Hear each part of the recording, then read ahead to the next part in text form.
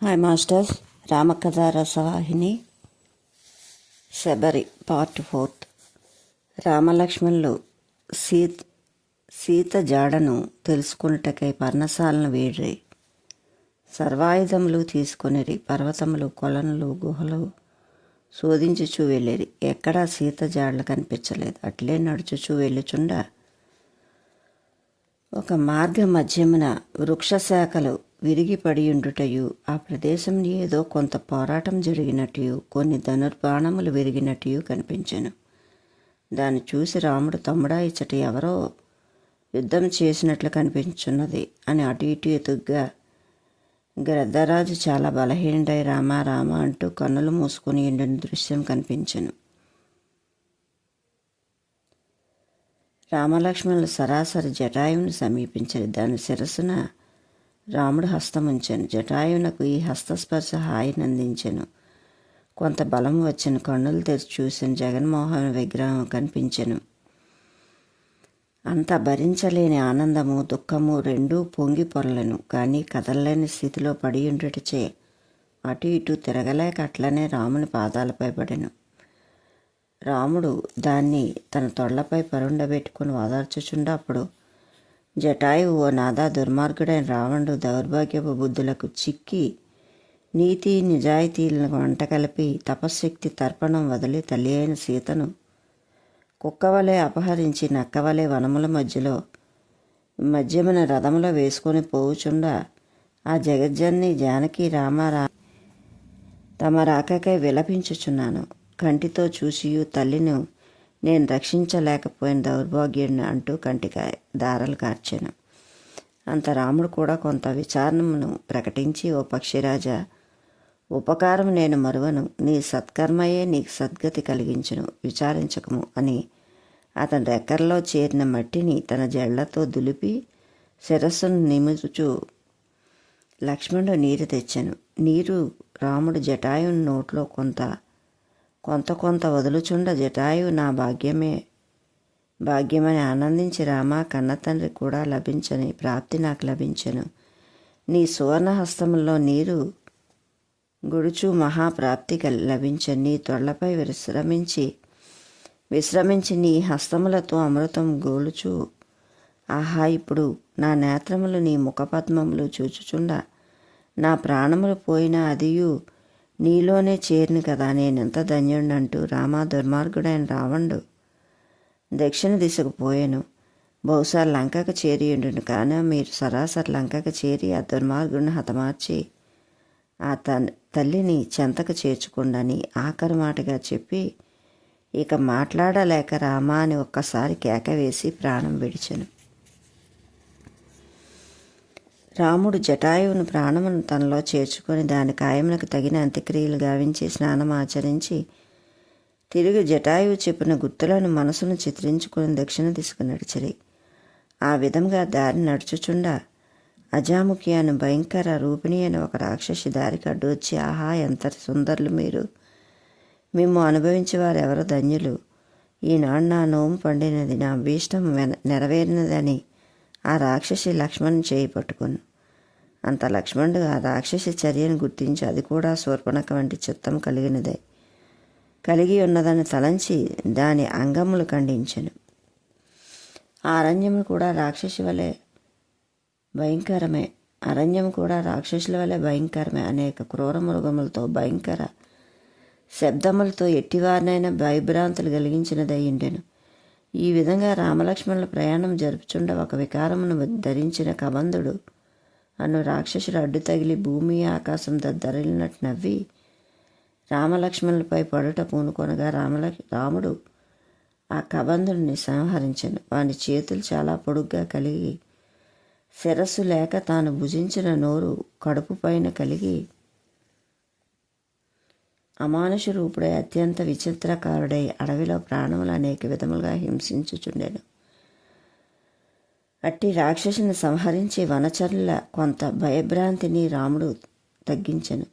ప్రాణములు వీడుటకు పూర్వము ఆ కబంధుడు, ఓ నాదా, మీ దర్శన స్పర్శన సంభాషణతో నా శాపము పాపము పటాపంచన అయినవి, నేను ధన్యుడనని తెలుపుకుంటూ రామా, నీ కార్యం ఎట్టి అభ్యంతరములు అవాంతరములు లేక దిగ్విజయం కాగలదని నమస్కరించుచు ప్రాణములు విడిచెను. అక్కడి నుంచి ఉదాత చిత్తుడైన రాముడు పాదచారుడియే తమ్మునితో వచ్చుచుండ వారి మధ్య ఒక వృద్ధ స్త్రీ నడుము వంగి తల పండి మొసకలు కప్పిన కనులతో కదులుచున్న చేతులతో ఒక పండ్ల బుట్టను నెత్తిన ఉంచుకొని మెల్లగా నడుచుచూ వచ్చుచుండాను. ఆ సుందర రూపులు చూసి మునీశ్వర్లు వర్ణించుచున్న రామలక్ష్మణులు వీరేనేమోనని తలంచి ఒక చెట్టు నీడని నిలిచి బుట్టను కిందన పెట్టి చేతులు జోడించి రామ రామ అని స్మరించుచూ నిలిచాను. అంత లక్ష్మణుడు ఇదియా ఒక మానవాకారం ధరించిన రాక్షసి అని తలచాను. కానీ రాముడు లక్ష్మణుని తలపు సరికాదని చెట్టు కిందనే కొంత విశ్రమించుటకే ఆగిరి. దాన్ని అతి సమీపనే శబరి ఆశ్రమం కూడా ఉండేది. వారి కమలముల వంటి కన్నులు, వారి ఉంగరముల వంటి ముంగురులు, జడలు ధరించి శ్యామలవర్ణుడైన ఆజానుబాహులను చూసి ఇక తాను భరించుకోలేకపోయింది, కడుపులో నుంచుకోలేకపోయింది. పరిగెత్తి వెళ్ళి వారిపై పడి, నాదా, మీరు ఎక్కడి నుంచి వచ్చుచున్నారు, మీ పేర్లు ఏమిటి అడిగాను. శ్రీరాముడు చిరునవ్వుతో, అమ్మ, మేము అయోధ్య నుంచి వచ్చుచున్నాము, అరణ్యమున నివసించుచున్నాం, నా పేరు రామచంద్రుడు, ఈ తమ్ముడు లక్ష్మణుడు అని పిలుతురని చెప్పగానే, తండ్రి, నా చిరకాల వాంఛ తీరెను, జన్మ సార్థకమయ్యను, నీ కొరకై రాత్రింబవళ్ళు కన్నులు కాయలు కాచుచూ ఎదురు చూసి తిని, నా ప్రయత్నం ఫలించను, నా తపస్సు సిద్ధించను, నేను ధన్యురాలను, ఇది నా గురువు కాంక్షయే, దైవ ప్రేరణయే అని ఆనంద బాష్పాలు రాల్చుచూ పట్టలేని ఆనందంతో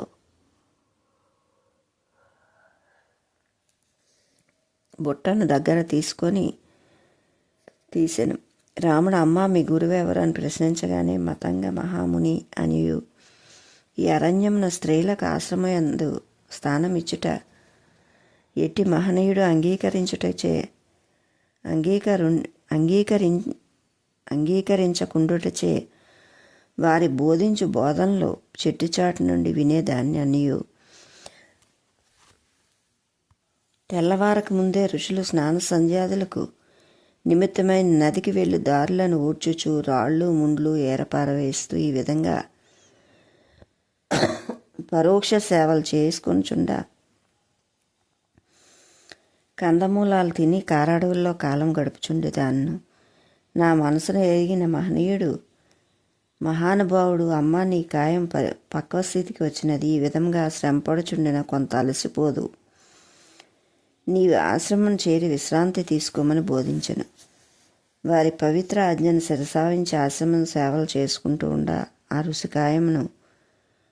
ఋషి కాయమును వీడగోరి ఒక దినమున నన్ను దగ్గర పిలిచి, శబరి, నేను వచ్చిన కార్యం పూర్తయినది, నేనిక కాయమును వీడతలచని, నీవు ఈ ఆశ్రమనందే ఉండుము, కొంతకాలంలో శ్రీరామచంద్రుడు ఈ అడవినికి వచ్చును, అతని ఆశ్రమమునకు పిలిచి అతని సేవలు చేసి వారి పాద స్పర్శ ద్వారా ఆశ్రమను పవిత్రము గావింపుము అని ఆజ్ఞాపించాను. అట్టి పవిత్ర గురుమూర్తులు లేని ఆశ్రమం నేనేమని జీవింతును, నన్నును మీతో కొనిపోమ్మని అనేక విధములుగా ప్రార్థించినను గురుమూర్తి ఏమాత్రం తృప్తిని అందక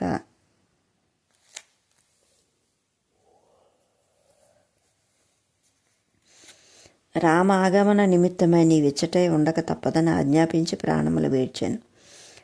ఆనాటి నుండి మీ ఆగమన అరులు చాచు కనులు విడిచి ఈ వృద్ధకాయంతో కాలం గడుపుచున్నాను. ఓ రామ, ఓ నాథ, ఓ ఆర్తత్రాయణ పరాయణ, ఓ ఋషి మానవ సంచారి, ఈనాటికి నా నోము పండెను, గురు సంకల్పం ఫలించెను, కొన్ని అడుగుల దూరం నుంచే ఈ ఆశ్రమం కలదు, నాతో దయచేసి పావనం గావింపుడు అని పాదములపై పడెను.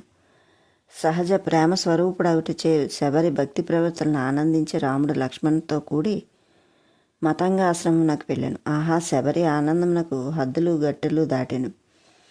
నడవలే నారీమణి ఏనుగుల బలం వచ్చింది. చకచకా నడుచుతూ నడికి వెళ్ళి చల్లటి నీరు తీసుకొచ్చి తాను రుచి చూచి తెచ్చిన ఫలములను రామలక్ష్మణుల ముందు పెట్టి వారి ముఖములను తనివి తీరా చూచుచూ రామపాదములు కడిగి శిరస్సుపై ప్రోక్షించుకొని నీరు తాగి, స్వామి, నా కోరిక తీరినది, ఇక నేను దేని నిమిత్తమై బతకవలను? రామదర్శన నిమిత్తమై బ్రతికితిరి. రాములను చూసి తిని ఇక ప్రాణములు తమ చెంతల ప్రాదాలయందు చేర్చుకునుడు. తమ చరిత్ర మునులచే అపారంగా విన్నాను, నేటికి కన్నాను, ధన్యనైతిని అని ప్రార్థించాను. రాముడు ఆమె అందించిన ఫలములు అత్యంత ప్రీతితో ఆరంగించుచు, అమ్మా, నీ మనస్సెంత మధురమో నీ ఫలము కూడా అంత మధురముగా అన్నవి. నిజంగా ఇవి చెట్ల పళ్ళు కాదు, అడవి చెట్ల పళ్ళు ఇంత మధురముగా ఉండవు. నీ జీవిత వృక్షమునంద మనోఫలములే ఇవి. ఆ ఫలములు రుచి వర్ణించుచు ఆరగించుచుండ లక్ష్మణునికి చాలా ఆనందమయ్యాను. కారణం, సీతావియోగం కలిగిన దినము నుంచి రాముడు ప్రీతితో తనను తాను అందుకొని ఫలములు భుజించినది తాను చూడలేదు. లక్ష్మణుడు ఎంతో బలవంతంతో రాముడికి వలిచిన అందించు ఇండుటచే అదియు ఒకటో అర్ధమో తినుచుండెను. కానీ ఆకలి తీరినట్లు లక్ష్మణునికి తృప్తి కలిగించినట్లు తినలేదు. ఈనాడు ఆ శబరి చెట్టు కింద పడిన ఫలములు రుచి చూసి మట్టి తుడిచి పరిశుభ్రముగా మధుర ఫలమనే దాచిపెట్టి రాముని నిమిత్తమై నిత్యము ఎదురు చూసి కడకు రామప్రసాదం అనే భావంతో తాను ఆరగించి తిరిగి కొత్త ఫలము ఏరి దాచి ఉంచెను. ఆ అలవాటుతో శబరి ప్రేమరసంతో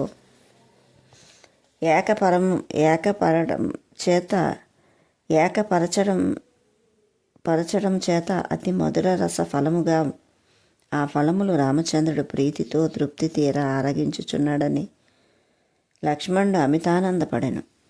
శబరి భక్తిని మెచ్చుకొనెను. ఆమె వృద్ధాప్యంలో ఉన్న దైవరసం అర్థం చేసుకొని ఆనందించెను. శబరి చేతులు జోడించి, ఓ నాథా, నేను నీచ జాతిలో జన్మించిన స్త్రీని, మందమతిని, మూర్ఖురాల్ని, ఏ విద్య లేని అజ్ఞాన్ని. నేనేమని వర్ణింతును? అదమురాలతో ఆసక్తిరాలను. మాటలు పొందిక తెలియదు, తెలివితేటలు శూన్యం, తపశ్శక్తి లేదు. కేవలం దైవప్రీతి తప్ప అన్యశక్తులతో అట్టడుగున పడిన నన్ను ఆదరించి ఆనందం అందించిన నీ కరుణ అపారము. నీ కరుణే నన్ను అనుగ్రహించిన తప్ప నా భక్తి శక్తులు కావని అనేక విధముల రామచంద్రుని ప్రేమ దయను వర్ణించుచూ వచ్చెను. ఆ మాటలు వింటున్న రాముడు శబరి శిరస్సును నిముచ్చు, అమ్మా, నాకు ఒక్క భక్తి ఒకటే ప్రధానం, కానీ అన్య విద్యలు తెలివితేటలు జన్మ వంశాలు నేను లెక్క చేయను. సమస్త తపశ్శక్తుల కంటే ప్రేమపూర్వకమైన భక్తియే నాకు మధురం. నేను దాన్ని మాత్రమే ఆశింతును. బలము లేని మేఘము వలె, రుచిలేని ఫలము వలె, పాలివ్వని గోవుల వలె భక్తి లేని మనుజుడు ఎంతటి వాడైనా నాకు భగవత్ ప్రీతి అతి దూరమైన వాడే. ఓ శబరి, నవవిధ భక్తి మార్గములందు ఏ విధమైన మార్గమును అవలంబించిందా చాలును. అయితే నీవు నవవిధ మార్గములను అవలంబించుతివి. ఇక నీకంటే అదుకులు నాకెవరూ కనిపించలేదు. హృదయ స్థానం నుంచి వచ్చిన ప్రవహించుచున్న నీ నిర్మల నిశ్చల నిస్వార్థ ప్రేమ ప్రవాహమే నన్ను అన్ని విధములా తృప్తిపరచను. స్వప్నమందైనను నీవు పరులను దూషించలేదు. ఇట్టి స్వచ్ఛ చిత్తము కంటే మించిన చిత్తం వేరొకటి లేదు. మంచికి పొంగి చెడ్డకు కృంగి కృషించే చంచల స్వభావం నీకు అతి దూరం. నీవు అన్ని విధములా ధన్యురాలు అని రాముడు ఉపదేశించిన వచనములు శబరి వింటూ, రామా, దైవ మనస్సునకు ప్రీతి గావించట కంటే భక్తునకు మరొక మార్గము లేదు. ఎవరు ప్రీతి పడినను పడకపోయినను నీ ప్రీతిని బడుట కంటే నాకు వేరొక స్వర్గము లేదు. నాదా, నీ మనసునకు తృప్తి గావించట కంటే నాకు కావాల్సింది వేరే ఏదీ లేదు. ఈనాడు నా తండ్రి, నా పరమాత్మ, నా ప్రాణనాథుడు, జగన్నాథుడు, లోకనాథుడు, విశ్వనాథుడు నాకు ప్రసన్నమయ్యాను కదా. ఈ జానకి, ఓ జానకి వల్లభా అని వర్ణించగానే జానకిని జ్ఞప్తికి తెప్పించుకొనెను. అంత రామలక్ష్మణుడు శబరి, ఇంతసేపు మేము విచారం లేక ఆనందంతో మునిగిన మమ్ము తిరిగి విచారమునకు కొనిపోతువా అని రాముడు పలకగానే శబరి దిగ్గును తల ఎత్తి, నాదా, ఏమంటివి?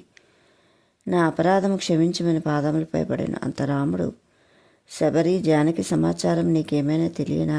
ఆమెను గురించి నీవేమైనా విని ఉంటివా అని అడుగుగానే జానకిని ఎరుగున రామతత్వం ఎరిగిన ప్రతి స్త్రీ జానకతత్వం మెరుగక ఉండదు.